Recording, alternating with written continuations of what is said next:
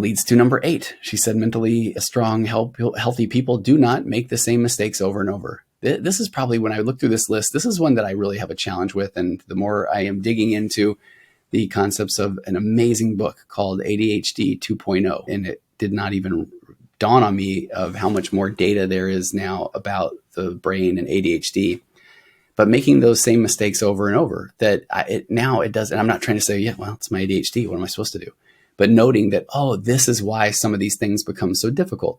And so now that I have that information, I already have a diagnosis. Now that I'm aware of these things, so I can do something different.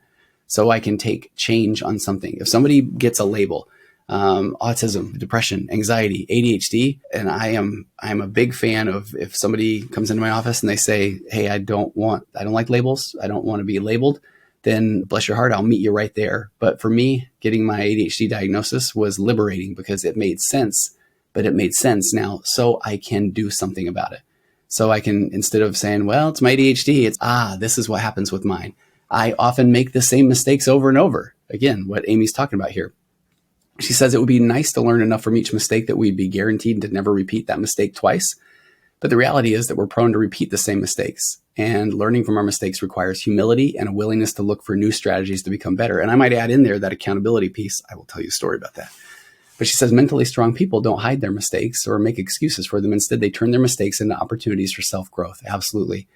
We discovered that I had a Southwest Airlines credit that was about to expire, and it appeared that I could book a flight before the expiration date and then go in there and cancel it, and it would extend the flight credit for a little bit.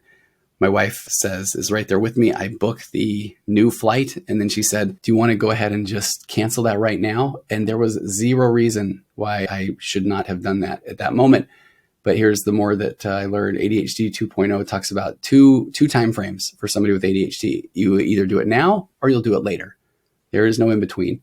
So I did not want to do it right then. So I told her I'll do it later. Now, who am I kidding? How many times have I done the I'll do it later story? And that's the part where, boy, I've made that mistake over and over. And so I was going to do it later, not now, on several occasions, until then I finally got the email that said, hey, you didn't show up for your flight. You've lost your flight credit.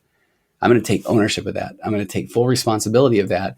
And that is me making the same mistakes over and over. And so now I am re-engaging with a to-do list I've heard so much about. I must do something different with that because I am recognizing making the same mistakes over and over, which is not something that mentally strong people do.